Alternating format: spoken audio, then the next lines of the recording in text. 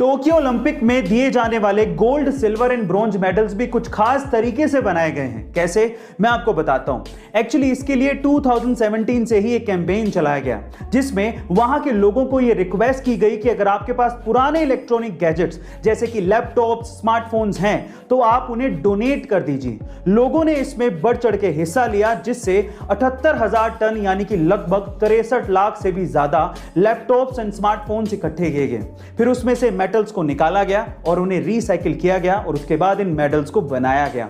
इस प्रोजेक्ट को Tokyo 2020 medal project का नाम दिया गया था। कोलार गोल्ड फील्ड यानी कि केजीएफ, जहां से सोना निकाला जाता है। 1902 में वहां से सोना निकालने के लिए बड़ी बड़ी मशीनें लगाई गई थी जो सिर्फ बिजली से चलती थी। लेकिन प्रॉब्लम यह थी कि 1902 में इंडिया में कहीं भी बिजली का उत्पादन होता ही नहीं था। तब पहली बार इंडिया में हाइड्रो पावर प्लांट लगाया गया था, जिसका नाम था कावेरी इलेक्ट्रिक पावर प्लांट। यह बात इसलिए भी बड़ी थी कि तब 1902 में सिर्फ जापान के टोक्यो में ही बिजली पैदा हुआ करती थी।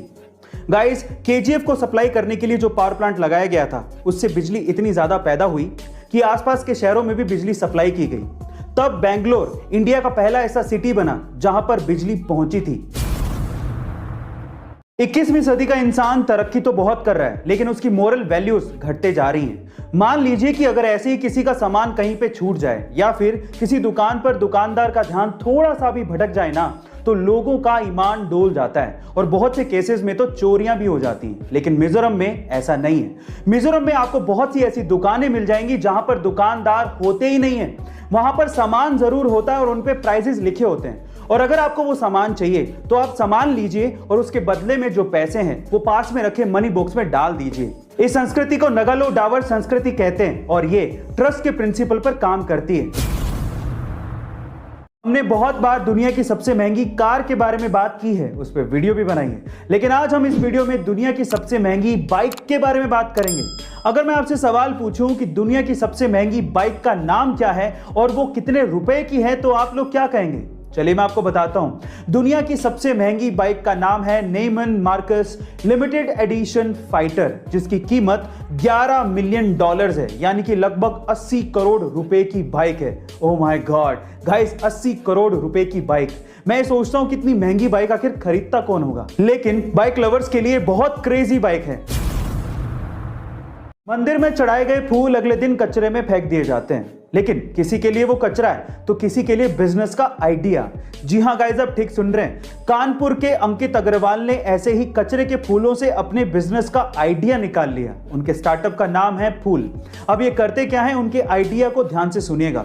सबसे पहले तो मंदिर में चढ़ाए गए फूल जो कि अगले दिन कचरे में फेंक दिए जाते हैं, उनको ये लोग इकट्ठा करते हैं और उसके बाद उन्हें प्रोसेस करने के बाद बहुत अच्छी क्वालिटी की अगरबत्ती और धूप बत्ती बनाई जाती है। अब ये आइडिया इतना फैंटास्टिक क्यों है? क्योंकि ये दो सॉल्यूशन देता है। पहला तो फूलों का कचरा कम हो गया है और दूसरा उसी से ही एम्प्लॉयमेंट जनरेट हो रहा है। क्या आप लोग भूत प्रेत की बातों को मानते हैं? देखिए गाइस, विज्ञान में विश्वास रखने वाले अधिकतर लोग भूत प्रेत की बातों को नहीं मानते, लेकिन मैं आपकी जानकारी के लिए आपको बता दूं कि साइंटिस्ट कम्युनिटी के सबसे बड़े साइंटिस्ट एल्बर्ट आइंस्टाइन भूत प्रेत की बातों को मानते थे, भूत के होने पर विश्वास रखते थे और इसके पीछे वो एक साइंटिफिक तर्क भी देते थे। वो क्या था, मैं आपको बताता हूं।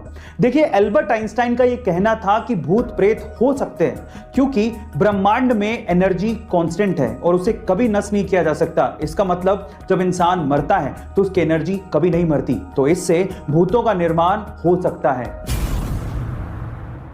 पीने के पानी को बोतल में पैक करके बेचना आज के टाइम पे कोई बड़ी बात नहीं है और हम लोग खरीद भी रहे हैं, पर आप ये भी सोचिए कि पानी तो फ्री का नेचुरल रिसोर्स था, फ्री में मिलता था।